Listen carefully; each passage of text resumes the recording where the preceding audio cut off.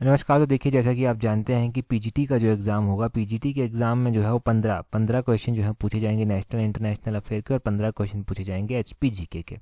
तो मतलब ये टोटल 30 नंबर का होगा, और ये सेक्शन भी जो है वो 30 नंबर का जो है वो होगा। तो टोटल 60 नंबर का ये सेक्शन जो है वो बन जाता है। तो इसी को आज की इस वीडियो में कवर करेंगे और हर एक क्वेश्चन को देखेंगे, ताकि आपका रिवीजन अच्छे से हो सके और ताकि आपको आने वाले एग्जाम्स में हेल्प मिल सके। क्वेश्चन नंबर 1 देखिए, बोलते हैं where was the Indian International Science Festival 2023 organized. तो बोलते हैं कि इंडियन इंटरनेशनल साइंस फेस्टिवल जो है वो कहाँ पर किया गया आयोजित। तो ये फरीदाबाद में आयोजित किया गया था। ऑप्शन बी जो है वो सही आंसर हो जाएगा।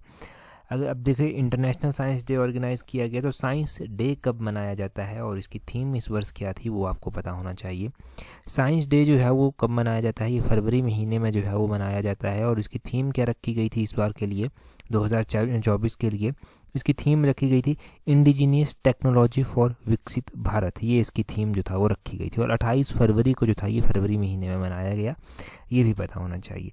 नेक्स्ट क्वेश्चन में देखें, बोलते हैं which group has won the title sponsorship right for Indian Premier League for 5 year. तो आईपीएल के लिए जो है वो किसको जो है वो 5 सालों के लिए जो आईपीएल का प्रायोजन होगा उसका अधिकार जो है वो मिल गया है। तो ये मिला है टाटा ग्रुप को। ऑप्शन सी जो है वो सही आंसर हो जाएगा। टाटा ग्रुप को जो है ये अधिकार मिल गया है आने वाले 5 सालों के लिए कि आईपीएल की जो होस्टिंग होगी, वो आईपीएल की स्पॉन्सरशिप होगी वो टाटा करेगा। और यहाँ से एक बात ज़रूर ध्यान रखें कि अभी आईपीएल के मैच जो हैं वो चले हुए हैं, आप सभी जानते हैं, परंतु यहाँ पर जो विनर टीम रहेगी, रनर अप टीम रहेगी, वो सारे के सारे पॉइंट्स आपने नोट करने हैं फिर जब भी ये रहेगा, और डिटेल में हम पढ़ चुके हैं इसके बारे में। अगले क्वेश्चन में देखें क्या बोलते हैं what is the projected GDP growth rate for India in 2024 as per United Nation World Economic Situation and Prospects report 2024। तो बोलते हैं कि 2024 के लिए संयुक्त राष्ट्र विश्व आर्थिक स्थिति और संभावना रिपोर्ट के अनुसार 2024 में भारत की जो अनुमानित जीडीपी है उसकी विकास दर क्या रहेगी। तो भारत की अनुमानित जीडीपी की विकास दर 6.2% रहने की जो है वो आशंका है। इस क्वेश्चन को ज़रूर ध्यान से देखना, क्योंकि जीडीपी ग्रोथ रेट इनसे क्वेश्चन जो है वो पब्लिक सर्विस कमीशन अभी तक पूछ चुका है, तो हो सकता है ये क्वेश्चन भी पूछ लिया जाए। अगले क्वेश्चन में देखें क्या बोलते हैं recently who has been honoured with the international sports personality of the year award for 2023 in Dubai. बोलते हैं हाल ही में दुबई में 2023 के लिए international sports personality of the year award से किसे सम्मानित किया गया है। तो ये sports personality of the year award Gianni Infantino को दिया गया है। इनका नाम आपने ध्यान रखना है, जियानी इन्फेंटिनो, इनका नाम इम्पॉर्टेंट है। इनको ये international sports personality of the year award 2023 दिया गया है, और दुबई में जो है वो दिया गया है। नेक्स्ट क्वेश्चन देखें क्या बोलते हैं। यहाँ पर बोलते हैं which drama series emerged winner in the 75th prime time Emmy award recently. तो बोलते हैं कि अभी हाल फिलहाल में 75 नंबर का जो प्राइम टाइम एमी अवार्ड आयोजन किया गया है, सीरीज़ के विजेता जो है वो कौन बने। तो इसके विजेता बने सक्सेशन। ऑप्शन सी सक्सेशन इसका विजेता रहा, सक्सेशन जो सीरीज़ है। अगला क्वेश्चन देखें, बोलते हैं which company became the second company to attain $3 trillion market capitalisation mark. तो बोलते हैं कि कौन सी कंपनी $3 ट्रिलियन बाजार पूंजीकरण हासिल करने वाली दूसरी कंपनी बन गई है। तो ये माइक्रोसॉफ्ट जो है वो बन गई है। ऑप्शन बी जो है वो सही आंसर हो जाएगा, माइक्रोसॉफ्ट ये कंपनी बनी है। नेक्स्ट क्वेश्चन देखते हैं हमारे पास क्या पूछा गया है। बोलते हैं which country won the United cup tennis championship this year. तो इस तरह के क्वेश्चन बहुत सारे पूछे गए। कोई भी अगर इम्पोर्टेंट, जैसे कि ऑस्ट्रेलियन कप हो गया, ये इस तरह के कप जब हुए उनको जीता किसके द्वारा गया, कौन सी कंट्री कौन से प्लेयर, तो वो क्वेश्चन बन रहे हैं अभी एग्जाम में। यूनाइटेड कप टेनिस चैम्पियनशिप जो है ये किसके द्वारा जीता गया, तो ये जर्मनी के द्वारा जीता गया। ऑप्शन बी जर्मनी जो है वो सही आंसर हो जाएगा। अगर आगे देखें क्या बोलते हैं 40th MS Swaminathan award winner professor BR Kamboj is associated with which field. तो ये एग्रोनॉमी से जो है वो संबंधित है। ऑप्शन ए आपने ध्यान रखना है। अभी आपने यहाँ से ये ध्यान रखना है कि 14th नंबर का ये MS स्वामीनाथन अवार्ड जो है वो दिया गया, ये आप ध्यान रखें। और MS स्वामीनाथन जी का देहांत अभी हुआ था, तो उनको जो है वो इस बार भारत रत्न के लिए भी जो है वो नॉमिनेट किया गया है, ये भी आपने ध्यान रखना है भारत रत्न के लिए। और BR कंबोज इस MS स्वामीनाथन अवार्ड के विजेता रहे हैं, ये ध्यान रखें। MS स्वामीनाथन जो है वो इम्पोर्टेंट पर्सनैलिटी हैं, तो इनका यहाँ से क्वेश्चन बन सकता है। इनको father of Indian green revolution भी जो है वो कहा जाता है। इनका जन्म कहाँ पर हुआ था? 1925 में तमिलनाडु में जो है वो इनका जन्म हुआ था, ये आपने ध्यान रखना है साथ में। और आपने ये ध्यान रखना है कि ग्रीन रेवोल्यूशन जो था वो कब स्टार्ट की थी? 1960 के दशक में जो था ये स्टार्ट की गई थी, ये आपने ध्यान रखना है साथ में यहाँ से। और इनको जो अवार्ड अभी तक मिल चुके हैं, जैसे कि पद्म भूषण तो इनको 1972 में ही मिल चुका था, पद्म विभूषण उसके बाद 1989 में मिला, पद्मश्री उससे भी पहले 1967 में इनको मिल चुका था, ये आपने ध्यान रखना है। इनको देखो first world food prize laureate भी 1987 में दिया गया था, या फिर इस अवार्ड से इनको सम्मानित किया गया था, ये आपने ध्यान रखना है। और इनको जो है वो रैमन मैग्सेसे अवार्ड भी दिया गया है 1971 में, ये रैमन मैग्सेसे अवार्ड दिया गया था। Albert Einstein world science award 1986 में इनको दिया गया था। तो यहाँ से संभावित है क्वेश्चन की बनेगा क्वेश्चन एक न एक, ठीक है जी। तो आपको ये क्वेश्चंस जो हैं वो ध्यान रखने हैं, ये क्वेश्चंस जो हैं वो आपके जहन में होने चाहिए, जैसे कि इंपॉर्टेंट पर्सनैलिटीज़ हो गई। अगला क्वेश्चन देखें, अगले क्वेश्चन में बोलते हैं the Indian air force conducted exercise desert night with which of the following country. तो इंडियन एयरफोर्स के द्वारा ये डेजर्ट नाइट एक्सरसाइज की गई, किसके साथ की गई? ये UAE और फ्रांस के साथ करता है। ऑप्शन डी जो है वो सही आंसर हो जाएगा। UAE और फ्रांस के साथ ये एक्सरसाइज डेजर्ट नाइट जो है वो की जाती है। इंडिया देखो time to time different type की एक्सरसाइजेज जो है वो कंडक्ट करता रहता है अलग अलग कंट्रीज़ के साथ। कौन कौन सी एक्सरसाइजेज कंडक्ट करता है? जैसे कि एक्सरसाइज इक्विवेरियन कंडक्ट की जाती है किसके साथ? ये कंडक्ट की जाती है मालदीव के साथ। गरुड़ शक्ति इंडोनेशिया के साथ जो है वो इंडिया करता है। और hand in hand exercise China के साथ जो है वो की जाती है। इंदर एक्सरसाइज करता है इंडिया रशिया के साथ। खंजर एक्सरसाइज जो है वो किर्गिस्तान के साथ करता है। और एक एक्सरसाइज अभी की गई थी लेमिएटे, ये इंपॉर्टेंट है, मुझे लगता है पूछी जाएगी एग्जाम में। तो ये साइचेल्स आइलैंड जो है ना, साइचेल्स के साथ की गई थी इंडिया के द्वारा, ये आपने ध्यान रखना है कि ये किसके साथ जो था वो की गई थी। अभी टाइगर ट्रियम्स भी तो की गई थी, USA के साथ वो की गई थी। नोमैडिक एलिफेंट मंगोलिया के साथ इंडिया करता है। USA के साथ इंडिया युद्ध अभ्यास एक्सरसाइज भी जो है वो करता है। और सूर्य किरण एक्सरसाइज करता है इंडिया, एक सूर्य किरण जो है वो नेपाल के साथ जो है वो इंडिया करता है। तो ये इंपॉर्टेंट एक्सरसाइजेज आपने ध्यान रखनी है। अगले क्वेश्चन में बोलते हैं which country is a host and chair of 46th session of UNESCO world heritage committee in 2024। 2024 में बोलते हैं यूनेस्को की विश्व धरोहर समिति में के 46वें नंबर का जो सेशन हुआ उसकी मेजबानी और उसका अध्यक्ष कौन सा देश है? तो इंडिया है उसका, वो ऑप्शन बी आपने ध्यान रखना है। अब देखो यूनेस्को की बात हुई है तो यूनेस्को के बारे में आपको थोड़ा सा पता होना चाहिए। इसका हेडक्वार्टर कहाँ पर स्थित है? पेरिस फ्रांस में जो है वो इसका हेडक्वार्टर स्थित है। और इसकी स्थापना कब की गई थी यूनेस्को की? तो 1945 में इसकी स्थापना जो था वो की गई थी। देखो पब्लिक सर्विस कमीशन जो है वो इम्पोर्टेंट डेज के बारे में भी जो है वो पूछता है। तो वर्ल्ड हेरिटेज डे, यहाँ से हम लिंक करेंगे वर्ल्ड हेरिटेज डे। ये वर्ल्ड हेरिटेज डे जो है वो कब मनाया जाता है? ये 18 तारीख को मनाया जाता है। कौन से महीने की 18 तारीख? 18 अप्रैल को जो है ये मनाया जाता है, ये आपने ध्यान रखना है। अब इस वर्ल्ड हेरिटेज डे की थीम क्या रखी गई थी 2024 में? इसकी थीम रखी गई थी डिस्कवर एंड एक्सपीरियंस डाइवर्सिटी, ये इसकी थीम जो था वो रखी गई थी। आपको पता होना चाहिए कि इसकी थीम क्या रखी गई थी वर्ल्ड हेरिटेज डे की। डिस्कवर एंड एक्सपीरियंस डाइवर्सिटी जो था वो इसकी थीम रखी गई थी। इसकी थीम एग्जाम में पूछी जा सकती है। अगले क्वेश्चन में देखें क्या बोलते हैं। नेक्स्ट क्वेश्चन में पूछा गया है विच of the following country has recently filed a case against Israel at the international court of justice accusing it's genocide. तो बोलते हैं कि हाल ही में बोलते हैं इजराइल पर नरसंहार का आरोप लगाते हुए किस कंट्री ने जो है वो इंटरनेशनल कोर्ट में यानी कि अंतर्राष्ट्रीय न्यायालय में जो है वो मामला दायर किया है?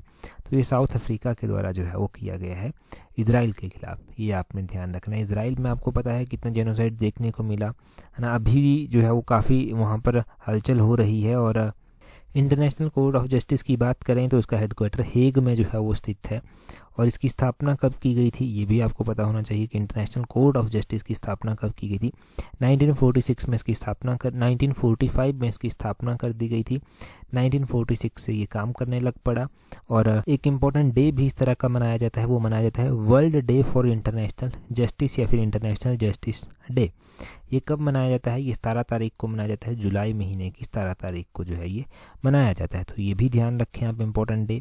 अगला क्वेश्चन देखें क्या बोलते हैं which country has decided to impose a 1 year ban on Chinese research vessel in its executive economic zone. तो अभी हाल फिलहाल में किस देश ने जो है वो चीनी जो अनुसंधान जहाज हैं उनको 1 साल के लिए प्रतिबंध कर दिया है कि वो उनकी टेरिटरी में नहीं आ सकते, तो ये श्रीलंका ने किया है।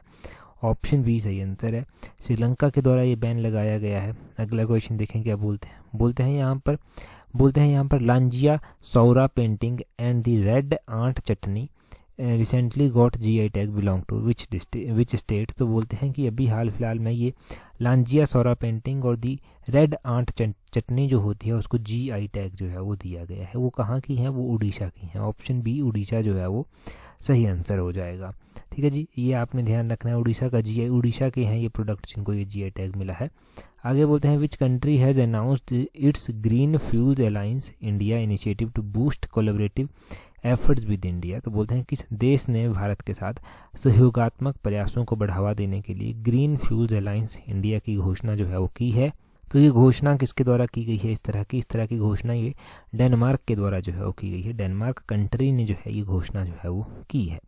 अगले क्वेश्चन में बोलते हैं Divyakriti Singh Indian female recipient of Arjun award in which of the following sports. तो बोलते हैं दिव्याकृति सिंह निम्नलिखित में से किस खेल से संबंधित हैं जिनको अर्जुन अवार्ड दिया गया है? तो ये इक्वेस्ट्रियन खेल से संबंधित है। इक्वेस्ट्रियन खेल आपने ध्यान रखना है।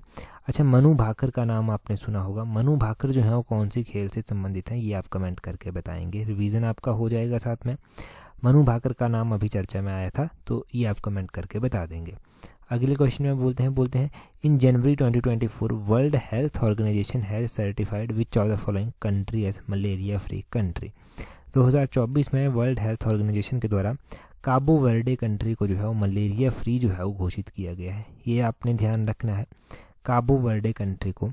अभी देखो हम मैप के थ्रू जो है वो कुछ समझेंगे।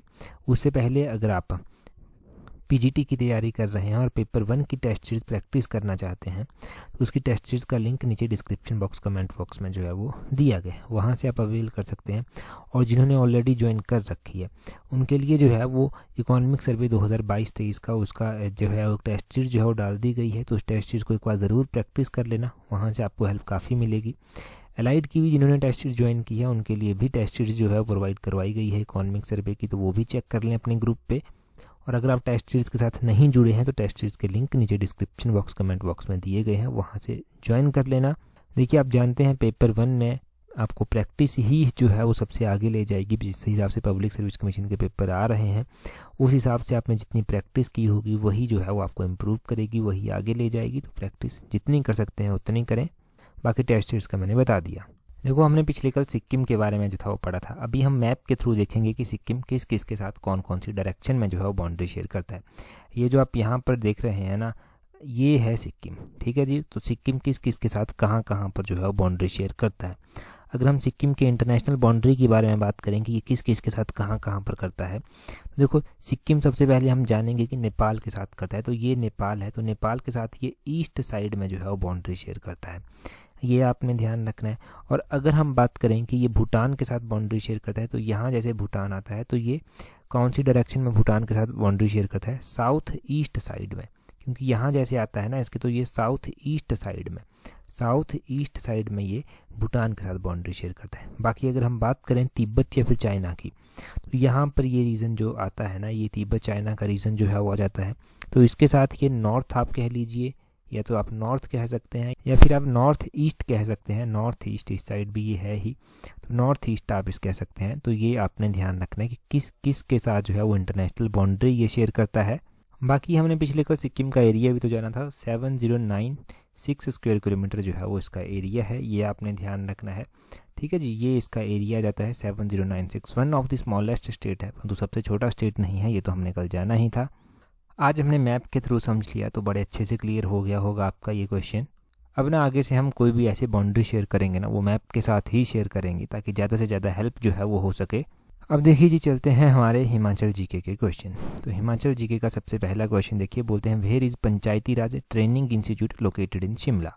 देखो ये सारे क्वेश्चंस ना हम डिटेल से पहले पढ़ चुके हैं, चाहे वो नेशनल इंटरनेशनल के हो चाहे वो HPGK के हो, डिटेल से हमने बहुत अच्छे से पढ़े हैं। अभी तो हम एक रिवीजन कर रहे हैं एग्ज़ाम से पहले ताकि कुछ छूट ना जाए। प्रैक्टिस हो जाए आपकी थोड़ी सी। बोलते हैं शिमला ज़िले में पंचायती राज जो है वो ये एक प्रशिक्षण संस्थान है, कहाँ पर स्थित है? तो ये शिमला के मशोबरा में स्थित है। ऑप्शन डी जो है वो सही आंसर हो जाए। अगला क्वेश्चन देखें जी, क्या बोलते हैं Kamrunag lake is located at a height of. तो कामरूनाग झील जो है वो कितने हाइट पर स्थित है, कितने ऊंचाई पर स्थित है? तो लगभग 10,000 फीट की ऊंचाई पर ये स्थित है। ऑप्शन बी जो है वो सही आंसर हो जाएगा। देखो वैसे ही हम कुछ इंपॉर्टेंट लेक्स जो हैं वो जान लेते हैं हिमाचल की, वो कितने एल्टीट्यूड पर स्थित है उनको भी वैसा भी जान लेते हैं। जैसे कि खजियार लेक हो गया, 1900 मीटर से जो है इसी लेवल से 1900 मीटर एल्टीट्यूड पर जो है वो स्थित है। लामा डल झील हो गया, ये 4000 मीटर एल्टीट्यूड पर जो है वो स्थित है। जो महाकाली झील है डिस्ट्रिक्ट चंबा की, वो 4080 मीटर एल्टीट्यूड पर जो है वो स्थित है। मणिमहेश झील भी 4080 मीटर एल्टीट्यूड पर ही अप्रोक्सीमेटली स्थित है। चमेरा झील हो गया, चमेरा झील ये देखो एक चमेरा झील जो है वो चंबा जिले में स्थित है। कौन सी नदी के ऊपर बनी हुई है? रावी नदी के ऊपर ये बनी हुई है, ये ध्यान रखना है यहाँ से। बाकी करेरी झील हो गया, करेरी झील 1810 मीटर एल्टीट्यूड पर जो है वो स्थित है। भृगु झील 4235 मीटर जो है वो एबव है सी लेवल से, ये ध्यान रखना है। नागको झील की बात करें तो ये 3662 मीटर एल्टीट्यूड पर स्थित है। ठीक है जी। रिवाल्सर झील जो है वो 1360 मीटर है एबव सी लेवल से, वो आपने ध्यान रखना है। तो इतना सा आप ध्यान रख लें। लेक्स तो बहुत ज़्यादा हैं जानने के लिए, परंतु कुछ एक इम्पॉर्टेंट वन जो है वो छांट कर मैंने बता दिया आपके लिए। क्वेश्चन में बोलते हैं which Indian emperor forced the Kulindas, Yaudheyas and Arjunayanas to accept his sovereignty. तो बोलते हैं कि कुलिंदों को योद्धियों अर्जुनियों की संप्रभुता स्वीकार करने के लिए किसने बाध्य किया था? तो ये किसके द्वारा बाध्य किया गया था? समुद्रगुप्त के द्वारा बाध्य किया गया था। ऑप्शन सी जो है वो सही आंसर है। समुद्रगुप्त ने 340 में संप्रभुता स्वीकार करने की चुनौती जो था वो दी थी, ये ध्यान रखें। अगले क्वेश्चन में बोलते हैं स्वाधीन कहलूर दल was founded by which of the following. तो स्वाधीन कहलूर दल एक दल बनाया गया था। कहलूर जो कि बिलासपुर का प्राचीन नाम है, वो आनंद चंद के द्वारा बनाया गया था। ऑप्शन ए जो है वो सही आंसर हो जाएगा। आनंद चंद अंतिम शासक रहे कहलूर रियासत के या फिर बिलासपुर रियासत के, ये ध्यान रखना है। आगे बोलते हैं on the death of the king the practice of sati was last followed in Chamba in 1844। तो बोलते हैं कि किस राजा की मृत्यु पर जो था अंतिम बार सती प्रथा का जब पालन किया गया था 1844 में चंबा में। तो देखिए आपने यहाँ से ध्यान रखना है कि चरहत सिंह यहाँ के राजा हुए, शासक हुए, जिनका देहांत 1844 में हो गया था और सती प्रथा जो था वो लास्ट टाइम यहाँ पर प्रैक्टिस की गई थी। चंबा की बात करें तो देखो चरहत सिंह जो था वो काफ़ी छोटी उम्र में जो था वो राजा बन गए थे। इनका जो कार्यकाल देखा जाता था, राजकाज देखा जाता था, वो नाथू वज़ीर के द्वारा जो था वो देखा जाता था। वो नाथू वज़ीर का नाम आपने ज़रूर सुना होगा, चंबा की हिस्ट्री में पढ़ा होगा। और नाथू वज़ीर का देहांत कब होता है? 1838 में इनका देहांत हो जाता है। उसके बाद कौन राजकाज को देखता है? तो वज़ीर भागा जो है वो देखते हैं। बहरहाल उस टाइम तो राजा खुद भी बड़े हो गए थे, तो उन्हीं के द्वारा देखा गया। फिर चरहत सिंह 42 ईयर्स की आयु में 1844 में मर जाते हैं। अपने मरने के बाद ये आदेश देते हैं कि मेरे मरने के बाद जो है वो किसी को भी जो है वो मेरी किसी भी पत्नी को जो है वो सती ना किया जाए। तो सती प्रथा जो था वो इन्होंने इस तरह से रोक लगाई थी। इनके बाद श्री सिंह जो था वो वहाँ के राजा बने थे। नेक्स्ट क्वेश्चन देखें, हम बोलते हैं Katsan temple is situated in which of the following district of Himachal Pradesh. तो ये कात्सन टेम्पल जो है वो कहाँ पर स्थित है? कात्सन मंदिर हिमाचल प्रदेश के किस जिले में जो है वो स्थित है? तो ये चंबा जिले में जो है वो स्थित है कात्सन टेम्पल, ये आपने ध्यान रखना है।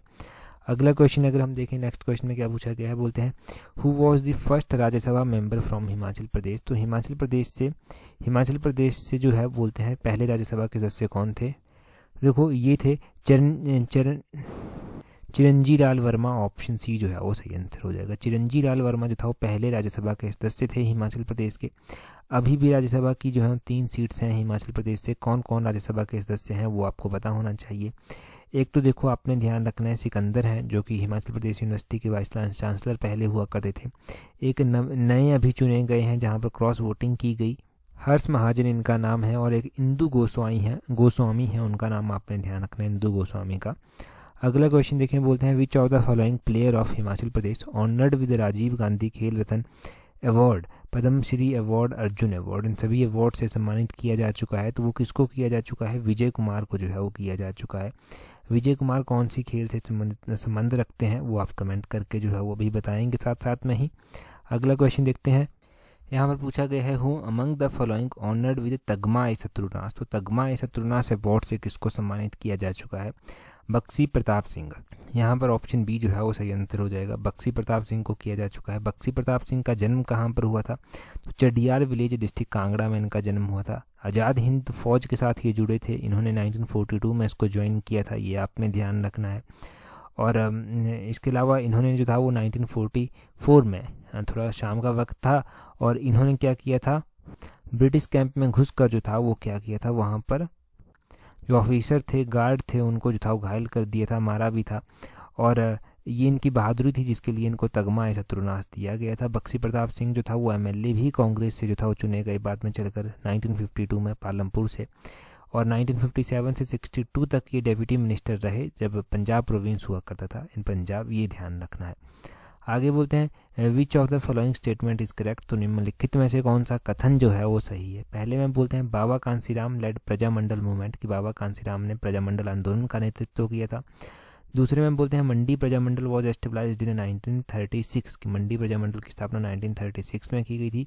तीसरे में बोलते हैं Gandhi ji visited Shimla in July 1931 to meet viceroy Willingdon, की गांधी जी जो था वो 15 जुलाई 1931 को जो था वो वायसराय से मिलने के लिए यहाँ पर आए थे। तो अगर हम करेक्ट स्टेटमेंट की बात करते हैं तो ओनली 2 और 3, दूसरी और तीसरी स्टेटमेंट जो है वो सही है। मंडी प्रजामंडल 1936 में बनाया गया। गांधी जी विजिट किए थे सबसे पहली बार, तो वैसे ये 1921 में जो था वो शिमला आए थे, परंतु बीच में उसके बाद बहुत सारे विजिट इनके द्वारा किए गए। ये 1931 का जुलाई महीने का 15 तारीख का जो विजिट था वो वायसराय विलिंगटन से मिलने के लिए था।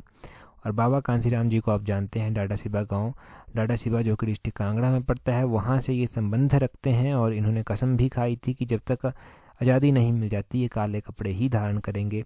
तो ये भगत सिंह से थोड़ा इंस्पायर भी थे। आगे बोलते हैं दई का मंदिर कहाँ पर स्थित है। दई टेम्पल, दई का मंदिर is situated in which district, तो दई का मंदिर कहाँ पर स्थित है, ये सिरमौर में स्थित है। ऑप्शन सी जो है वो सही आंसर हो जाएगा। आगे बोलते हैं यहाँ पर नेक्स्ट क्वेश्चन में बोलते हैं Majur Kameri Chalan are the kind of which of the following, तो मजूर कमेरी और चलन ये किसके प्रकार हैं। तो देखो ये ड्रेसेस की श्रेणी में जो है वो आते हैं, ये आपने ध्यान रखना है। ड्रेस की श्रेणी में जो है ये सारे आते हैं। The dress of Pangwal, Pangwal यानी कि पांगी के लोगों के द्वारा ये पहनी जाती है और कलरफुल होती है। ये इसमें कमेरी, चलन और चादरू, जोजली ये चीज़ें जो है वो आ जाती हैं, तो इनके नाम ध्यान रखें। इस तरह से क्वेश्चन पूछे गए हैं एग्जाम में, तो एक्सपेक्टेड है ये क्वेश्चन भी। आगे बोलते हैं which governor general was the first to stay at Shimla. देखो गवर्नर जनरल यहाँ पर आते रहते थे, तो पहले कौन थे जो शिमला में आकर रुके थे, तो लॉर्ड एमहर्स्ट थे वो। लॉर्ड एमहर्स्ट, ऑप्शन सी जो है वो सही आंसर हो जाएगा। लॉर्ड एमहर्स्ट का नाम आपने ध्यान रखना है। लॉर्ड एमहर्स्ट जो था वो फर्स्ट गवर्नर जनरल थे जिन्होंने शिमला विजिट किया था। 1827 की बात है जब ये कैनेडी हाउस में आकर जो था वो रुके थे। ठीक है, अभी जो था वो द्रौपदी मुर्मू जो प्रेसिडेंट हैं भारत की, उनके द्वारा भी विजिट किया गया शिमला को, और वो रुकी कहाँ पर थी, तो वो रिट्रीट में आकर रुकी थी, जो कि उनका ऑफिशियल रेजिडेंस है, वहाँ पर आकर वो रुकी थी। अगला क्वेश्चन बोलते हैं यहाँ पर क्या बोलते हैं Lamkhanga pass, Burua pass are situated along the southern ridge of which of the following valley of Himachal Pradesh. तो बोलते हैं कि लमखंगा दर्रा हो गया, बरुआ दर्रा हो गया, हिमाचल प्रदेश की किस घाटी के दक्षिणी भाग में ये स्थित है। तो ये कौन सी घाटी के दक्षिणी भाग में स्थित है, बसपा वैली। ऑप्शन बी जो है वो सही आंसर हो जाएगा। बसपा वैली के जो है वो दक्षिणी भाग में स्थित है। बसपा वैली का अंतिम जो विलेज है, लास्ट विलेज है, वो कौन सा है, वो आपने कमेंट करके बताना है उसका नाम। लास्ट विलेज का नाम कमेंट करके जल्दी से बता दीजिए। बाकी देखो एलाइड सर्विसेज की तैयारी कर रहे हैं तो उसका शेड्यूल आ चुका है, और अगर आप एलाइड के लिए सीरियस हैं तो आप टेस्ट सीरीज प्रैक्टिस कर सकते हैं। टेस्ट सीरीज का लिंक नीचे डिस्क्रिप्शन बॉक्स, कमेंट बॉक्स में जो है वो दिया गया है, आप वहां से प्रैक्टिस कर सकते हैं। और देखिए टेस्ट सीरीज को ऑनेस्टली अगर अपनी तरफ से प्रैक्टिस करेंगे तो डेफिनेटली आपको हेल्प मिलने वाली है। और मान के चलिए कि एलाइड की एक अच्छी तैयारी आपकी होगी, अच्छी शेप आपकी स्टडी को मिलेगी। टेस्ट सीरीज का लिंक नीचे डिस्क्रिप्शन बॉक्स, कमेंट बॉक्स में दिया गया है, वहाँ से ज्वाइन कर लेना। अगर आपने अभी तक हमें टेलीग्राम पर ज्वाइन नहीं किया तो टेलीग्राम पर ज्वाइन करने के लिए अपने टेलीग्राम से @allexam31 इस तरह से सर्च करना, आपको हमारा टेलीग्राम चैनल भी मिल जाएगा। वहाँ पर हर एक इंपॉर्टेंट नोटिफिकेशन आपको दे दी जाती है जो एग्जाम में आपकी सहायता करती है। That's all, thank you very much for watching and listening it very patience.